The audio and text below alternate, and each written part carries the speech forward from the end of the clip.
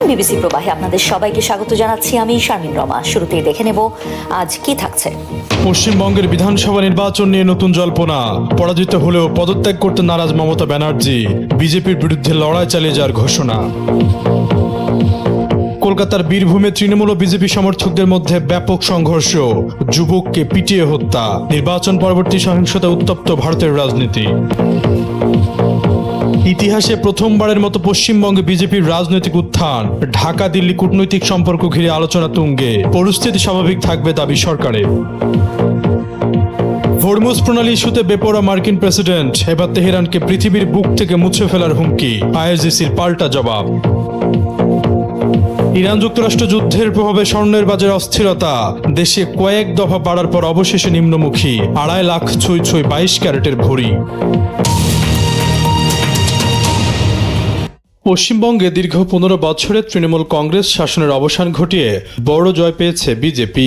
294টি আসনের মধ্যে 206টিতে জয় পেয়ে নিরঙ্কুশ সংখ্যাগরিষ্ঠতা অর্জন করেছে দলটি।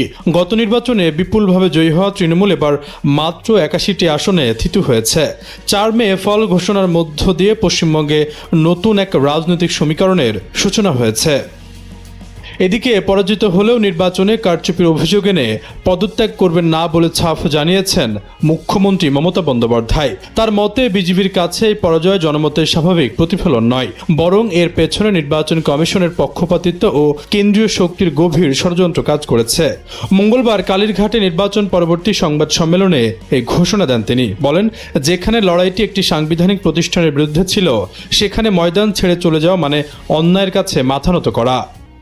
সংবাদ সম্মেলনে সবচেয়ে চাঞ্চল্যকর অভিযোগ তোলা হয় তৃণমূলের দুর্গখ্যাত ভবানীপুরের শাখাহাত মেমোরিয়াল স্কুলের গণনা কেন্দ্র নিয়ে।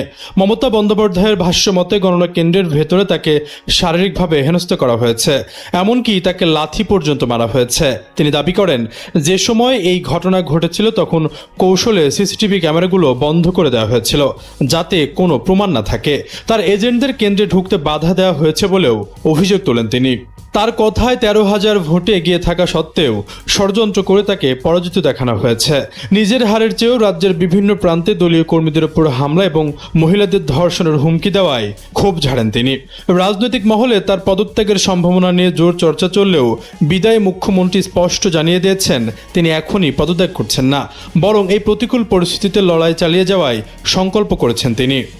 এদিকে বিদায়ী মুখ্যমন্ত্রী ইস্তফা না দিলে সংখ্যাগরিষ্ঠ দলকে সরকার গঠনের আমন্ত্রণ জানানো নিয়ে রাজভবন কি করবেন তা নিয়ে সাংবিধানিক বিশেষজ্ঞদের মধ্যে আলোচনা শুরু হয়েছে।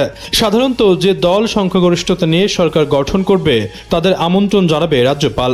রীতি ভাঙার এই নজিরবিহীন পরিস্থিতিতে রাজ্যপাল কোনো কড়া পদক্ষেপ নেবে কিনা এখন সেদিকেই সবার নজর। দীর্ঘ 50 বছরের ইতিহাস ভেঙে পশ্চিমবঙ্গের শাসনভার এখন বিজেপির হাতে। একসময় যেখানে ছিল বামফ্রন্ট ও তৃণমূল কংগ্রেসের দাপট, সেখানেই আজ বিজেপির জয় জয়কার। প্রথমবারের মতো কলকাতা পেল একই দলের রাজ্য ও কেন্দ্রীয় সরকার। প্রতিবেশী দেশটির এই বিধানসভা নির্বাচনের দিকে চোখ ছিল বাংলাদেশেরও। এই রাজ্যের রাজনৈতিক পট পরিবর্তনে কি প্রভাব পড়বে ঢাকায়, তা নিয়েও বিভিন্ন অঙ্গনে উঠছে প্রশ্ন। এছাড়া তিস্তা নদীর পানি বন্টন, সীমান্ত ইস্যু ও পুশ-ইন কিংবা পুশব্যাক ইস্যুর মতো দ্বিপাক্ষিক ইস্যুগুলোতে এখন পশ্চিমবঙ্গ রাজ্য সরকারের ভূমিকা কেমন হবে তা নিয়েও আলোচনা, কৌতূহল ও উদ্বেগ দেখা যাচ্ছে বিভিন্ন দলের মধ্যে। এসব প্রশ্নের উত্তর নিয়ে মঙ্গলবার একটি প্রতিবেদন প্রকাশ করে সেখানে তুলে ধরা হয় কলকাতার রাজনৈতিক এই পট পরিবর্তন নিয়ে কি ভাবছে বাংলাদেশ। কোনো কোনো দল বলছে নির্বাচনের আগে বিজেপি নেতাদের কেউ কেউ বাংলাদেশ নিয়ে কিছু মন্তব্য করেছেন যেগুলো তাদের মতে দুই দেশের সম্পর্কের জন্য ক্ষতিকর। তবে বাংলাদেশ সরকারের দিক থেকে পররাষ্ট্র প্রতিমন্ত্রী শামা ওয়াজেদ বলেছেন, পশ্চিমবঙ্গে বিধানসভা নির্বাচনে ক্ষমতায় যেই আসুক অমীমাংসিত বিষয়গুলোর সমাধানে বাংলাদেশে একই দৃষ্টিভঙ্গি নিয়ে কাজ করবে। জাতীয় নাগরিক পার্টি বা এনসিপির মুখপাত্র আসিফ মাহমুদ বলেন, নির্বাচনের আগে বিভিন্ন সময়ে সেখানকার কিছু নেতা বাংলাদেশ ও বাংলাদেশের জনগণ নিয়ে উদ্বেগজনক মন্তব্য করেছেন, যা দুঃখজনক। পশ্চিমবঙ্গের সঙ্গে আমাদের বড় সীমান্ত আছে এবং সম্পর্কের মাত্রা বহুমাত্রিক। এর মধ্যে এ ধরনের মন্তব্য সামনেও আসতে থাকলে সেটি এদেশেও প্রভাব ফেলতে পারে বলে মনে করেন তিনি। জামায়াতের সেক্রেটারি জেনারেল মিয়া গোলাম পরওয়ার বলেছেন, বাংলাদেশের রাজনীতিতে পশ্চিমবঙ্গের নির্বাচনের প্রভাব পড়বে না, তবে ভারতের রাষ্ট্র ও সরকারের সহায়তা নিয়েই তো আওয়ামী লীগ শক্তি সঞ্চয় করেছিল। শেখ হাসিনা তাদের প্রশ্রয়েই আছেন। এখন তারা আরো শেল্টার পেয়ে ষড়যন্ত্র বাড়াতে পারে বলে শঙ্কা প্রকাশ করেন জামায়াতের সেক্রেটারি জেনারেল। অন্যদিকে প্রধানমন্ত্রীর রাজনৈতিক উপদেষ্টা ও বিএনপির সিনিয়র যুগ্ম মহাসচিব রুহুল কবির রিজভী বলেছেন, পশ্চিমবঙ্গের নির্বাচন একেবারেই ভারতের অভ্যন্তরীণ বিষয়। যারাই ক্ষমতায় থাকুক, দুই দেশের সম্পর্ক আরো এগিয়ে যাবে বলে মনে করেন তিনি। স্বর্ণের দাম কমানোর সিদ্ধান্ত নিয়েছে বাংলাদেশ জুয়েলার্স অ্যাসোসিয়েশন বাজুস। ভরিতে 2,158 টাকা কমিয়ে 22 ক্যারেটের এক ভরি স্বর্ণের দাম 2,40,337 টাকা নির্ধারণ করেছে সংগঠনটি। নতুন এ দাম আজ সকাল 10টা থেকেই কার্যকর হবে। বাজুসের বিজ্ঞপ্তিতে বলা হয়, স্থানীয় বাজারে তেজাবি স্বর্ণের মূল্য কমেছে, ফলে সার্বিক পরিস্থিতি বিবেচনায় স্বর্ণের নতুন দাম নির্ধারণ করা হয়েছে। নতুন দাম অনুযায়ী প্রতি ভরি 22 ক্যারেটের স্বর্ণের দাম পড়বে 2,40,337 টাকা। এছাড়া 21 ক্যারেটের প্রতি ভরি 2,29,431 টাকা, 18 ক্যারেটের প্রতি ভরি 1,96,655 টাকা এবং সনাতন পদ্ধতির প্রতি ভরি স্বর্ণ 1,60,147 টাকা নির্ধারণ করা হয়েছে। এর আগে সবশেষ গত 30 এপ্রিল সন্ধ্যায় দেশের বাজারে স্বর্ণের দাম সমন্বয় করেছিল বাজুস। সে সময় ভরিতে 2,158 টাকা বাড়িয়ে 22 ক্যারেটের এক ভরি স্বর্ণের দাম 2,42,495 টাকা নির্ধারণ করা হয়। এ নিয়ে চলতি বছর এখন পর্যন্ত দেশের বাজারে 61 বার সমন্বয় করা হয়েছে স্বর্ণের দাম, যেখানে দাম 33 দফা বাড়ানো হয়েছে, কমানো হয়েছে 28 দফা। চলমান যুদ্ধবিরতির মধ্যেই সংযুক্ত আরব আমিরাতে ইরানের ড্রোন ও মিসাইল আক্রমণের পর উদ্বেগে রয়েছে দেশটিতে অবস্থানরত মার্কিন মিশন। এক বার্তায় যুক্তরাষ্ট্রের মিশন দেশটিতে অবস্থানরত মার্কিন নাগরিকদের জন্য আকাশপথে সম্ভাব্য হুমকির বিষয়ে সতর্কতা জারি করেছে। সামাজিক যোগাযোগ মাধ্যম এক্সে দেয়া পোস্টে মার্কিন মিশন জানায়, সংযুক্ত আরব আমিরাতের পরিস্থিতি পর্যবেক্ষণ করা হচ্ছে এবং মার্কিনীদের আমিরাত কর্তৃপক্ষের নির্দেশনা অনুসরণ ও নির্দেশ পেলে নিরাপদ আশ্রয়ে যাওয়ার জন্য প্রস্তুত থাকার অনুরোধ জানানো হচ্ছে। আমিরাত সোমবার জানায়, তারা ইরান থেকে ছোড়া 15টি ক্ষেপণাস্ত্র ও 4টি ড্রোন ভূপাতিত করেছে। এই হামলাকে বিশ্বাসঘাতকতামূলক আখ্যা দিয়ে দেশটি পাল্টা জবাব দেওয়ার ঘোষণা দিয়েছে। তবে এই বিষয়ে এখন পর্যন্ত আনুষ্ঠানিক কোনো মন্তব্য করেনি ইরান। মার্কিন মিশন আরও জানায়, সংযুক্ত আরব আমিরাতের জন্য তাদের বর্তমান ভ্রমণ সতর্কতা 3 স্তরে অপরিবর্তিত রয়েছে। এর অর্থ হলো, মার্কিন নাগরিকদের সেখানে ভ্রমণের বিষয়টি পুনর্বিবেচনা করা উচিত। গুপ্ত হত্যা ও অভ্যুত্থানের আশঙ্কা করছেন রাশিয়ার প্রেসিডেন্ট ভ্লাদিমির পুতিন। এ নিয়ে নিরাপত্তা ব্যাপকভাবে বাড়িয়েছে ক্রেমলিন। CNN এর হাতে আসা একটি ইউরোপীয় গোয়েন্দা সংস্থার প্রতিবেদনে উঠে এসেছে এমন তথ্য। গোয়েন্দা প্রতিবেদনে বলা হয়, রাশিয়ার শীর্ষ সামরিক ব্যক্তিত্বের উপর ধারাবাহিক গুপ্ত হত্যা ও অভ্যুত্থানের আশঙ্কার কারণে পুতিনের ব্যক্তিগত নিরাপত্তা বাড়ানো হয়েছে এবং তার ঘনিষ্ঠ কর্মীদের বাড়িতে বসানো হয়েছে নজরদারি ব্যবস্থা। প্রেসিডেন্টের সঙ্গে কাজ করা রাঁধুনি, দেহরক্ষী ও ফটোগ্রাফারদের গণপরিবহনে ভ্রমণ নিষিদ্ধ করা হয়েছে। নতুন পদক্ষেপ অনুযায়ী প্রেসিডেন্ট পুতিনের সঙ্গে দেখা করতে আসা দর্শনার্থীদের দুবাই স্ক্রিনিং করতে হবে এবং তার ঘনিষ্ঠরা শুধু ইন্টারনেট সংযোগবিহীন ফোন ব্যবহার করতে পারবেন। প্রতিবেদনে বলা হয়, ডিসেম্বরে একজন শীর্ষ জেনারেল হত্যাকাণ্ডের পরিপ্রেক্ষিতে সাম্প্রতিক মাসগুলোতে এই পদক্ষেপ নেওয়া হয়েছে। পুতিনের নিয়মিত যাতায়াতের স্থান কমিয়ে আনা হয়েছে। এছাড়া তিনি প্রেসিডেন্টের গ্রীষ্মকালীন অবকাশ যাপনের স্থান ভালদাইতে যাওয়া বন্ধ করে দিয়েছেন। প্রতিবেদনে উল্লেখ করা হয়, 2025 সালে নিয়মিত সফর করলেও তিনি এই বছর এখন পর্যন্ত একটিও সামরিক স্থাপনা পরিদর্শন করেননি। 2022 সালে ইউক্রেন আক্রমণের পর থেকে পুতিন সপ্তাহের পর সপ্তাহ উন্নত মানের বাংকারে কাটান। ইউক্রেন যুদ্ধের অর্থনৈতিক ক্ষতি এখন প্রতিময়মান। রাশিয়ার প্রধান শহরগুলোতে নিয়মিত মোবাইল ফোন ডেটা বিভ্রাট এমনকি পুতিনপন্থী বুর্জোয়ারদেরও ক্ষুব্ধ করছে। এর মানে শহরে অভিযাত্রাও এখন যুদ্ধের প্রভাব থেকে মুক্ত নন। প্রতিবেদনটিতে মস্কোর অবনতিশীল অভ্যন্তরীণ নিরাপত্তা নিয়ে উদ্বেগের বিবরণ দেওয়া হয়েছে। প্রতিবেদনে বলা হয়েছে, 2026 সালের মার্চের শুরু থেকে ক্রেমলিন এবং স্বয়ং ভ্লাদিমির পুতিন সংবেদনশীল তথ্য ফাঁসের সম্ভাব্য ঝুঁকি, সেই সঙ্গে রুশ প্রেসিডেন্টকে লক্ষ্য করে কোনো ষড়যন্ত্র বা অভ্যুত্থান প্রচেষ্টার ঝুঁকি নিয়ে উদ্বিগ্ন। বিশেষ করে দেশটির রাজনৈতিক অভিজাতদের দ্বারা সম্ভাব্য গুপ্ত হত্যার প্রচেষ্টায় ড্রোন ব্যবহারের বিষয়ে উদ্বিগ্ন রয়েছে। গোয়েন্দা প্রতিবেদনে বলা হয়েছে, গত বছরের শেষ দিকে ক্রেমলিনে পুতিনের সঙ্গে শীর্ষ কর্মকর্তাদের এক বৈঠকে উত্তপ্ত বাক্য বিনিময় হয়। এদিকে পুতিনের সাবেক বিশ্বস্ত সহযোগী সের্গেই শোইগুকে নিয়ে নানা সন্দেহ তৈরি হয়েছে। তিনি বর্তমানে নিরাপত্তা পরিষদের সচিব হিসেবে দায়িত্ব পালন করছেন। কোণঠাসা হয়ে পড়া এই সাবেক প্রতিরক্ষা মন্ত্রীর সামরিক উচ্চ কমান্ডের মধ্যে যথেষ্ট প্রভাব রয়েছে। তাকে নিয়েও উদ্বিগ্ন ক্রেমলিন। তিনি অভ্যুত্থানের নেপথ্যে কাজ করছেন বলে ধারণা করা হচ্ছে। সদ্য শেষ হওয়া পশ্চিমবঙ্গের বিধানসভা নির্বাচনে ছিল বেশ কিছু চমক, তবে সবকিছুকে হার মানায় কলিতা মাঝির বিজয় উপাখ্যান। পশ্চিমবঙ্গের আউশগ্রাম আসনে জয়ী হয়েছেন তিনি। বিজেপির প্রতিনিধিত্ব করে তৃণমূল কংগ্রেসের শ্যামাপ্রসন্ন লোহারকে 12,535 ভোটে পরাজিত করেছেন কলিতা। তবে বিধায়ক হিসেবে নির্বাচিত হলেও এই কলিতা মাঝির গল্পটা বেশ অমসৃণ। বিধায়ক বনে যাওয়া এই কলিতাই লোকের বাড়ি বাড়ি কাজ করে জীবিকা নির্বাহ করতেন। সবশেষ 4টি ঘরে কাজ করে মাসিক 2,500 টাকা বেতন পেতেন তিনি। তা দিয়েই চলতো সংসার। ঘর পরিষ্কারের কাজ থেকে বিধানসভার মঞ্চে তার এই যাত্রা রাজ্য জুড়ে প্রান্তিক জনগোষ্ঠীর জন্য এক অনুপ্রেরণার উৎস হয়ে উঠেছে। কলিতার গল্প তৃণমূল স্তরের ক্ষমতায়নের একটি উল্লেখযোগ্য দিক বলে মনে করছেন বিশ্লেষকরা। বিধানসভা নির্বাচনে ভোট হওয়া ভারতের 4টি রাজ্য ও একটি কেন্দ্রশাসিত অঞ্চলের মধ্যে 3টিতে জয় পেয়েছে নরেন্দ্র মোদীর নেতৃত্বাধীন বিজেপি। এর মধ্যে সবচেয়ে আলোচিত সাফল্য এসেছে পূর্বাঞ্চলীয় রাজ্য পশ্চিমবঙ্গে। টানা 4র্থবার ক্ষমতায় আসার লক্ষ্যে থাকা মমতা ব্যানার্জির নেতৃত্বাধীন তৃণমূল কংগ্রেস সরকারকে হটিয়ে বাংলার মসনদে বিজেপি। অন্যদিকে আসাম ও পুদুচেরিতে বিজেপির ক্ষমতায় ফেরা প্রমাণ করে ভোটারদের বড় সমর্থন পেয়েছে দলটি। সব মিলিয়ে এই নির্বাচনের ফল ভারতীয় রাজনীতিতে একটি বড় পরিবর্তনের ইঙ্গিত দিচ্ছে।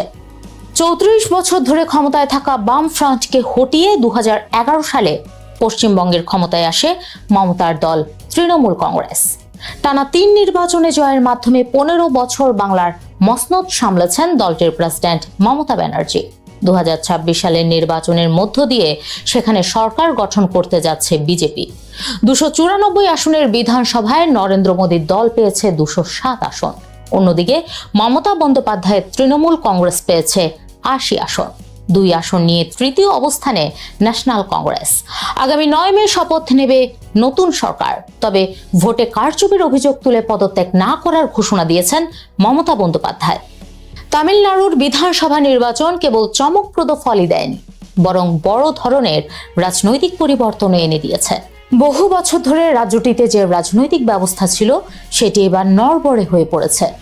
এমকে স্টালিন ও তার দল ডিএমকে কংগ্রেস জোটকে পরাজিত করে চমক দেখিয়েছে চলচ্চিত্র তারকা থেকে রাজনীতিবিদ বনে যাওয়া বিজয় এবং তার নবগঠিত রাজনৈতিক দল টিভিকে। 234 আসনের তামিলনাড়ু বিধানসভায় 108টি আসন জিতেছে টিভিকে। দ্বিতীয় অবস্থানে থাকা ডিএমকে পেয়েছে 73 আসন, আর 52 আসন নিয়ে তৃতীয় অবস্থানে এডিএমকে বিজেপি জোট। একক সরকার গঠনে কোনো দল প্রয়োজনীয় 118 আসন না পাওয়ায় দক্ষিণের রাজ্যটিতে গঠন হতে যাচ্ছে জোট সরকার। দক্ষিণ ভারতের কেরালায় 140 সদস্যের বিধানসভায় 89 আসন জয় পেয়ে সরকার গঠন করতে যাচ্ছে কংগ্রেস নেতৃত্বাধীন ইউনাইটেড ডেমোক্রেটিক ফ্রন্ট। রাজ্যটিতে ক্ষমতায় থাকা লেফট ডেমোক্রেটিক ফ্রন্ট পেয়েছে মাত্র 35টি আসন, আর 3 আসন নিয়ে এর পরেই বিজেপি। বিশ্লেষকদের মতে গত 10 বছরের বাম শাসনের বিরুদ্ধে তৈরি হওয়া প্রবল প্রতিষ্ঠান বিরোধী হাওয়া এই পট পরিবর্তনের প্রধান কারণ। সরকারের বিরুদ্ধে ওঠা একের পর এক দুর্নীতি, স্বজনপ্রীতি ও প্রশাসনিক গাফিলতির অভিযোগ ভোটারদের বিকল্প খুঁজতে বাধ্য করেছে। আসামের বিধানসভা নির্বাচনে মুখ্যমন্ত্রী হেমন্ত বিশ্ব শর্মার নেতৃত্বাধীন বিজেপি জোট বড় ধরনের সাফল্য পেয়েছে। 126টি আসনের মধ্যে জোটটি 102টি আসনে জয়লাভ করে 2021 সালের 73 আসনের অর্জনকেও ছাড়িয়ে গেছে। এর মধ্য দিয়ে রাজ্যে বিজেপি নেতৃত্বাধীন জোট টানা তৃতীয়বারের মতো ক্ষমতায় ফিরতে যাচ্ছে, আর হেমন্ত বিশ্ব শর্মা হতে চলেছেন দ্বিতীয়বারের মতো মুখ্যমন্ত্রী। অন্যদিকে ঘুরে দাঁড়ানোর প্রত্যাশা নিয়ে নির্বাচনী লড়াইয়ে নামা কংগ্রেস বড় ধাক্কা খেয়েছে। দলটি জয় পেয়েছে মাত্র 21 আসনে। এমনকি দলের মুখ্যমন্ত্রী পদপ্রার্থী এবং 3 বারের সাংসদ গৌরব গগৈও জোরহাট আসন থেকে পরাজিত হয়েছেন, যা কংগ্রেস শিবিরের জন্য আরও বড় হতাশার কারণ হয়ে দাঁড়িয়েছে। কেন্দ্রশাসিত অঞ্চল পুদুচেরির রায় প্রত্যাশিতই ছিল। বিধানসভা 30টি আসনের মধ্যে বিজেপি নেতৃত্বাধীন জোট জয় পেয়েছে 18টিতে, বিপরীতে কংগ্রেস 6টিতে এবং অন্যরা পেয়েছে 3টি আসন। অন্যদিকে দক্ষিণী অভিনেতা থালাপতি বিজয়ের দল টিভিকে পুদুচেরির 30টি আসনেই প্রার্থী দিয়েছিল। তারা জিতেছে 3টি আসনে। সরকার গঠনে অঞ্চলটিতে 16 আসনে সংখ্যাগরিষ্ঠতা প্রয়োজন।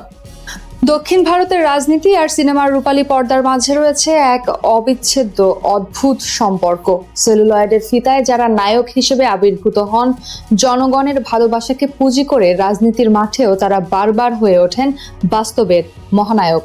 তামিলনাড়ুর রাজনৈতিক ইতিহাস ঘাটলে দেখা যায় এমজি রামচন্দ্রন বা জয়ললিতা জয়রামের মতো তারকারা শুধু পর্দাতেই নয়, প্রবল দাপটের সঙ্গে শাসন করছেন রাজ্যের মসনদ। দক্ষিণ ভারতের আরেক কিংবদন্তি এনটি রামারাও ও অন্ধ্রপ্রদেশের একই ইতিহাস করেছিলেন। সেই পুরনো ইতিহাসকেই যেন নতুন করে সামনে আনলেন তামিল সিনেমার বর্তমান সুপারস্টার থালাপাথি বিজয়।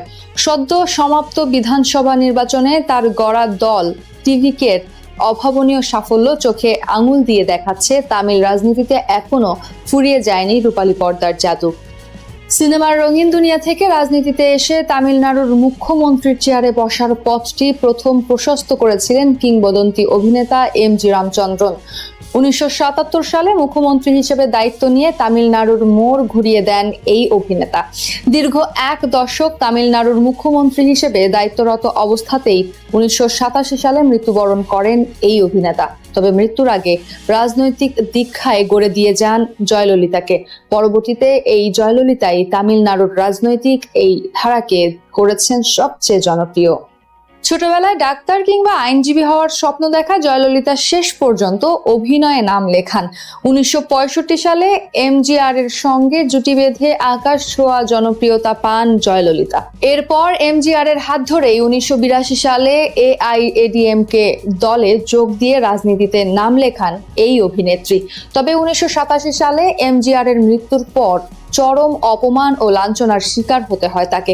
এমনকি 1989 সালে বিধানসভায় তাকে শারীরিকভাবে হেনস্থা করা হয়, হাতাহাতিতে ছিঁড়ে ফেলা হয় শাড়ি। সেই অপমানের বদলা নেওয়ার প্রতিজ্ঞাটা সেদিনই করেছিলেন জয়ললিতা। পণ করেছিলেন মুখ্যমন্ত্রী না হওয়া পর্যন্ত আর এ ভবনে পা রাখবেন না। জেদ মানুষকে কোথায় নিয়ে যায় তার বাস্তব উদাহরণ জয়ললিতা। হেনস্থার শিকার হয়ে বিধানসভা থেকে বের হওয়া জয়ললিতা এরপর মাত্র 43 বছর বয়সে তামিলনাড়ুর সর্বকনিষ্ঠ মুখ্যমন্ত্রী হয়ে ইতিহাস গড়েন। শাসন করেন টানা 14 বছর। দীর্ঘ শাসনে বেশ সুনামও কুড়িয়েছেন এই অভিনেত্রী। নারীদের জন্য পুলিশের চাকরিতে 30% কোটা এবং টাকায় আম্মা ক্যান্টিনের খাবার বিনামূল্যে, ল্যাপটপ বা স্বল্প মূল্যের চিকিৎসা সেবা, জনকল্যাণমূলক এসব যুগান্তকারী কাজ তাকে পরিণত করেছিল তামিলনাড়ুর মানুষের পরম শ্রদ্ধেয় আম্মা হিসেবে। জয়ললিতার পদাঙ্ক অনুসরণ করে এখন একই পথে পা বাড়িয়েছেন থালাপতি বিজয়, যাকে ঘিরেই এখন দিন বদলের স্বপ্ন বুনছে তামিলনাড়ুবাসী। এমজিআর বা জয়ললিতার মতোই অভিনয় জগতে 3 দশক ধরে একচ্ছত্র রাজনীতি করেছেন বিজয়। এই জায়গায় 3 জনের মিল থাকলেও জয়ললিতার থেকে বিজয়ের পথটা বেশ ভিন্ন। জয়ললিতার মতো করে গড়া দলে যোগ না দিয়ে নিজের নতুন রাজনৈতিক দল তামিলাগা ভেট্রি কাজাগাম গড়ে তুলেছেন বিজয়। 2024 সালে আনুষ্ঠানিকভাবে এই রাজনৈতিক দলের ঘোষণা দিলেও তার সূচনা হয়েছে আরো 1.5 দশক আগে। 2009 সাল থেকেই নিজস্ব ফ্যান ক্লাব গড়ে তুলে নানা সমাজসেবামূলক কাজ করেছেন বিজয়। দুর্দিনে মানুষের পাশে দাঁড়িয়েছেন, শক্ত করেছেন নিজের ভিত।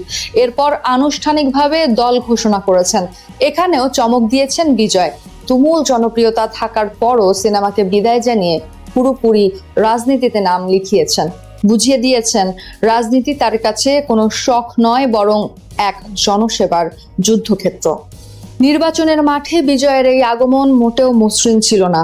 2025 সালে তার এক রাজনৈতিক সমাবেশে পদদলিত হয়ে 41 জনের মর্মান্তিক মৃত্যু হয়, কিন্তু সেই কঠিন পরিস্থিতিও তিনি বেশ দায়িত্বশীলতার সঙ্গে সামাল দেন।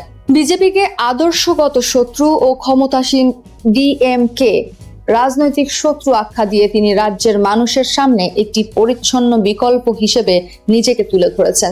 দুর্নীতি, বেকারত্ব ও সুশাসনের মতো বিষয়গুলো নিয়ে তার স্পষ্ট কথাবার্তা ব্যাপকভাবে নাড়া দিয়েছে নতুন প্রজন্মের ভোটারদের। থালাপাথির সেই সুপরিকল্পিত কৌশলেরই চূড়ান্ত ফল এই বিধানসভা নির্বাচন। 234 আসনের এই বিধানসভায় বিজয় রীতিমতো কাঁপন ধরিয়ে দিয়েছেন হেভিওয়েট রাজনৈতিক দলগুলোর বুকে। সরকার গড়তে 118টি আসন লাগলেও অন্য দলের সমর্থন বিজয়ের মুখ্যমন্ত্রী হওয়ার প্রবল সম্ভাবনা তৈরি হয়েছে। যদি এমনটা হয় তবে এমজিআর এর পর দীর্ঘ 49 বছর বাদে সরাসরি চলচ্চিত্র জগৎ থেকে এসে কেউ বসবেন তামিলনাড়ুর মুখ্যমন্ত্রীর চেয়ারে। একদিকে আম্মা জয়ললিতা, যিনি কিনা অভাবনীয় দৃঢ়তায় আজীবন জয় করেছিলেন তামিল রাজনীতি, আর আজ সেই একই মঞ্চে এসে দাঁড়িয়েছেন থালাপাতি বিজয়। পর্দায় দম্ভচূর্ণ করা নায়ক আজ বাস্তবের ব্যালেট যুদ্ধেও দেখাচ্ছেন নিজের অসামান্য শৌর্য।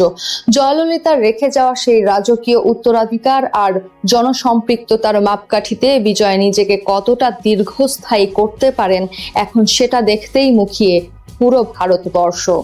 হরমুজ প্রণালী ঘিরে নতুন করে উত্তেজনায় হঠাৎ বিশ্ববাজারে বেড়েছে তেলের দাম।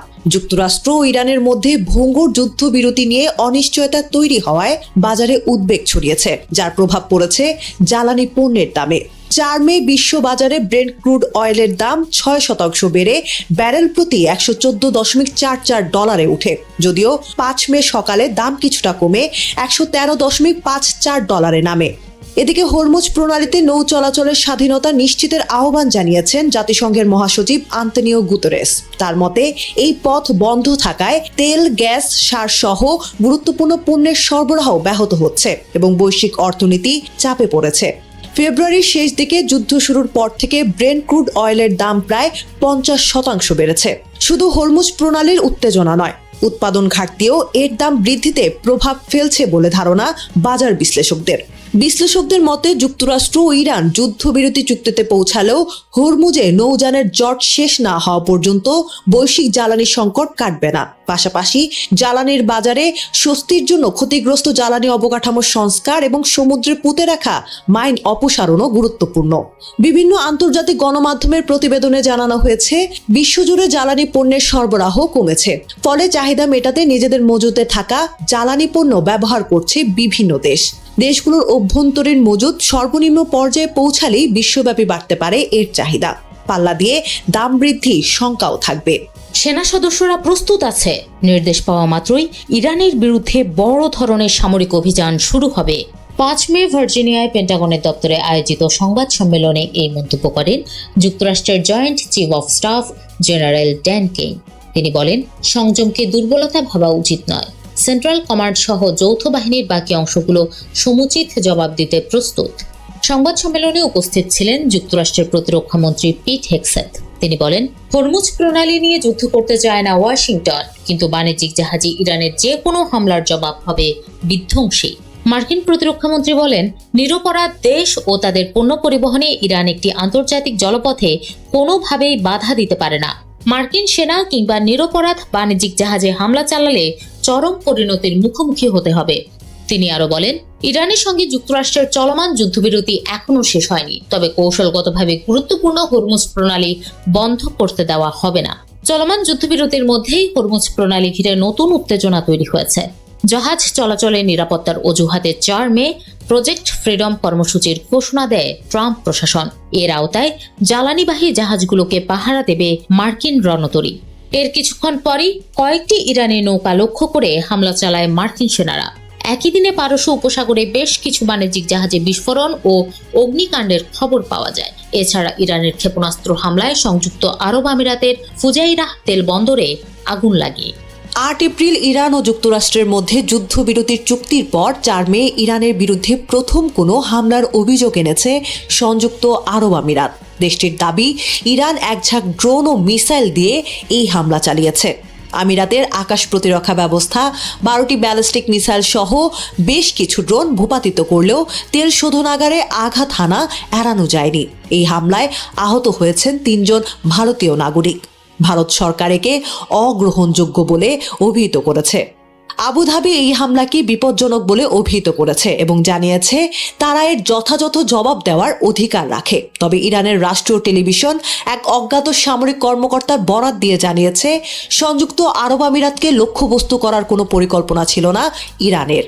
যুদ্ধবিরতির সত্ত্বেও আমিরাতের উপর এই হামলায় তীব্র নিন্দা জানিয়েছে বিশ্ব নেতারা। ফ্রান্সের প্রেসিডেন্ট ইমানুয়েল ম্যাখো বলেন, আমিরাতের উপর এই হামলা অযৌক্তিক এবং অগ্রহণযোগ্য। অন্যদিকে ব্রিটিশ প্রধানমন্ত্রী স্যার কেয়ার স্টারমার বলেন, যুক্তরাজ্য সবসময় উপসাগরীয় অংশীদারদের প্রতিরক্ষায় সমর্থন অব্যাহত রাখবে। ইরানকে হরমুজ প্রণালীর অবরোধ অবসানের আহ্বান জানিয়ে জার্মান চ্যান্সেলর ফ্রেডরিক মের্টস বলেন, তেহরানকে অবশ্যই আলোচনার টেবিলে ফিরে আসতে হবে। এছাড়া এক্সে দেওয়া এক পোস্টে ইরানকে সুপ্রতিবেশী সুলভ আচরণের নীতি মেনে চলার আহ্বান জানিয়েছে সৌদি আরবের পররাষ্ট্র মন্ত্রণালয়।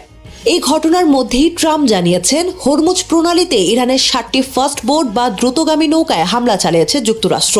মূলত এই অবরুদ্ধ জলপথ দিয়ে আটকে পড়া জাহাজগুলোকে পার করে দেওয়ার প্রচেষ্টা হিসেবে এই পদক্ষেপ নিয়েছে বলে জানায় ওয়াশিংটন। কিন্তু এই দাবি অস্বীকার করেছে ইরান। তাদের মতে, যুক্তরাষ্ট্র আসলে হামলা চালিয়েছে বেসামরিক মালবাহী জাহাজে, যেখানে 5 জন সাধারণ মানুষ নিহত হয়েছেন।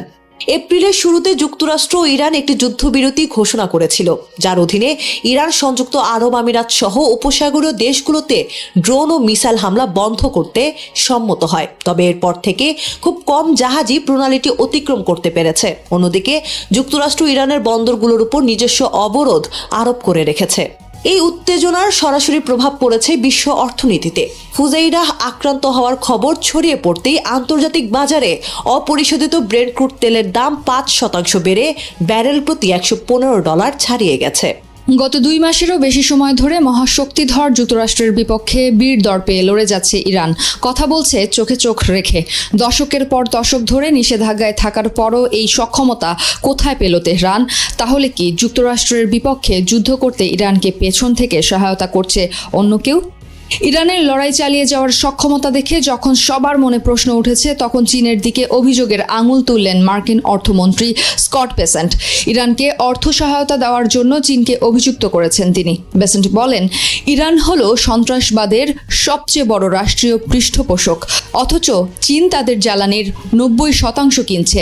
এর মাধ্যমেই তারা ইরানকে অর্থ সহায়তা দিচ্ছে।